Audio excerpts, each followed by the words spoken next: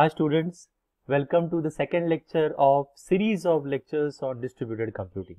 So today we are going to study the examples of distributed system, applications of distributed computing, then key characteristics of distributed system that are also we are going to study today, like resource sharing, then openness, then concurrency, scalability, etc. Those things we will study, and then we will study the models of distributed computing also.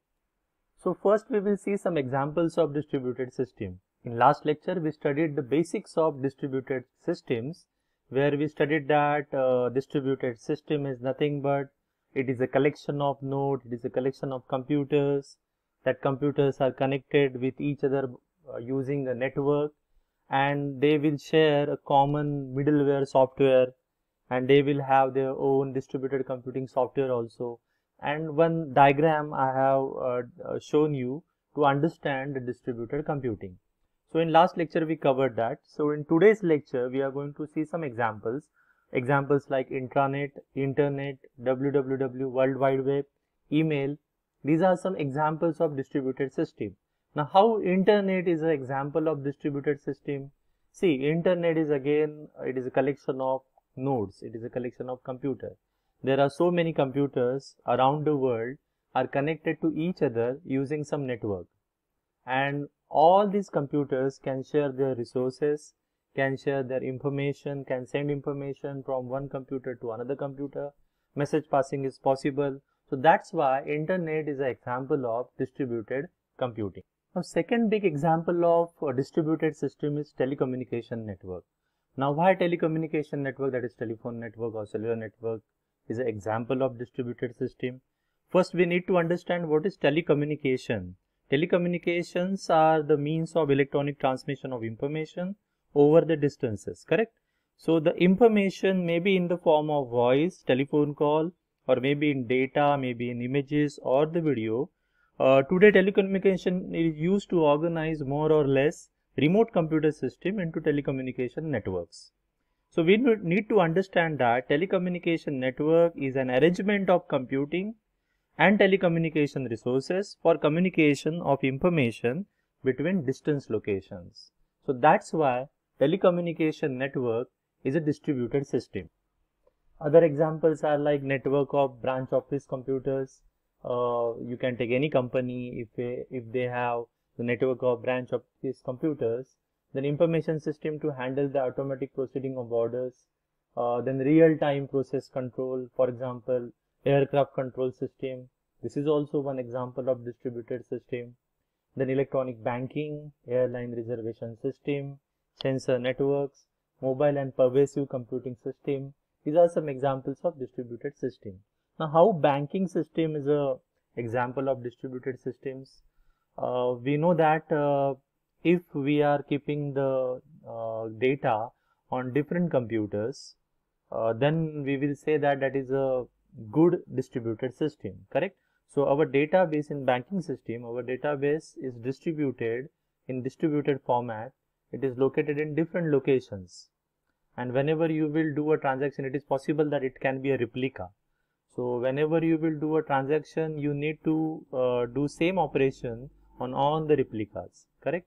So that is what the example of distributed system is. More than one computer is connected through the communication network, and replicas are maintained on different database, replicas are maintained on different computers so that they can share the resources. Okay, now we will see characteristics of distributed systems. The number one characteristic is resource sharing. Then heterogeneity, then openness, then concurrency, scalability, fault tolerance, and transparency. One by one we will see all the characteristics. Number one is resource sharing. Now what is resource sharing? Resource sharing means the existing resources in the distributed system can be accessed or remotely accessed across the multiple computers in the system. So if you have any resource, anywhere you have stored that resource or you kept that resource in the network, you can share that or you can use that, you can access that from any other location also. That is possible in distributed systems. Computers in distributed systems share the resources like something like hardware, where you can share disk or printers. So we know this example actually. If you kept printer somewhere in the CC lab, computer center lab, and you want to take print from office, that is also possible because both PCs are connected using a network and they are using similar type of software. So you can take print from office, that is possible, correct? Or software also. So computers in distributed system share the resources. They can share the hardware or they can share the software also. Software means what? They can share the object files, data object files or windows, or they can share simply files. Even they can share the data also, correct? So sharing of hardware, sharing of software and sharing of data is known as a resource sharing in distributed systems. Okay, hardware resources are shared for the reduction of cost and convenience. Okay, so for example, a printer, you can take once again the example of printer. One common printer we can use from multiple locations. So it will reduce the cost and it will improve the convenience also. So for our convenience, we will use a shared resource.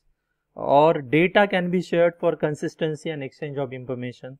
That is also possible. Resources are managed by the software module known as a resource manager. So one resource manager we will use in distributed systems, and every resource has its own management policies and methods. That also we must note. So now the next one is the heterogeneity. The meaning of heterogeneity is that the quality or state of being diverse in character or content. So as we know, the distributed computing is a combination of different kind of computers.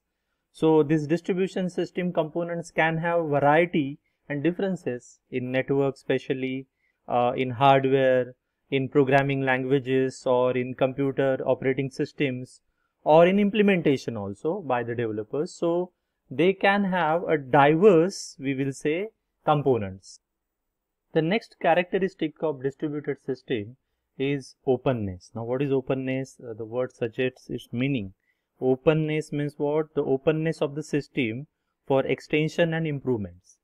So whenever you want to add a new component, new hardware or software component, the system must be open to accept that change.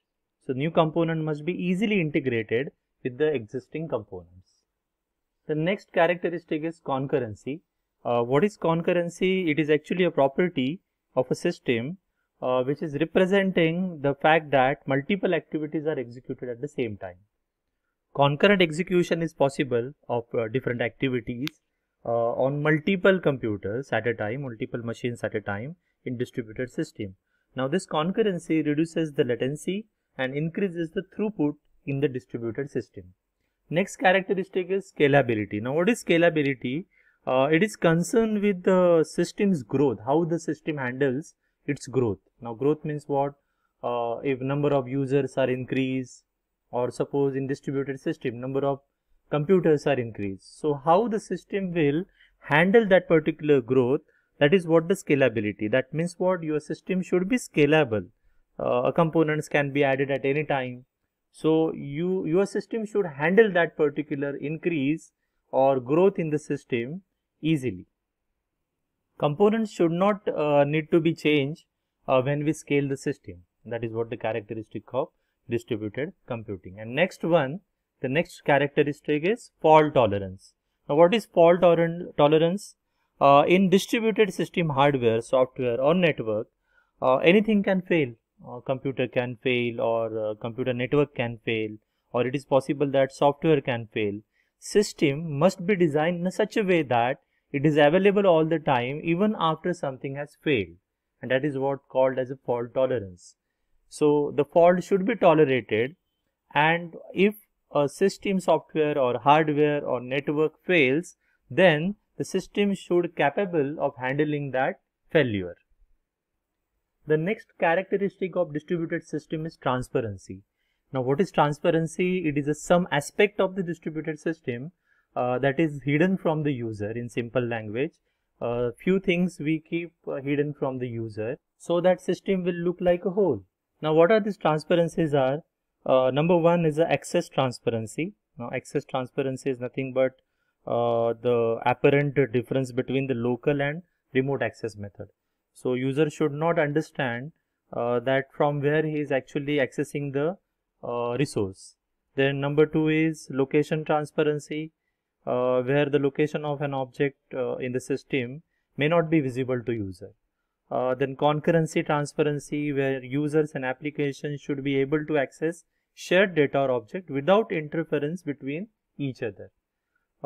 Then replication transparency, it is possible that you are using a replica from a particular location, but it should not concern of the user, so you should hide that particular information. Fault transparency also, that we know that at any instance software or hardware can fail. This should be hidden from the user. So we have covered all the characteristics of distributed system. In next video I am going to cover the different models of distributed systems. Thank you very much.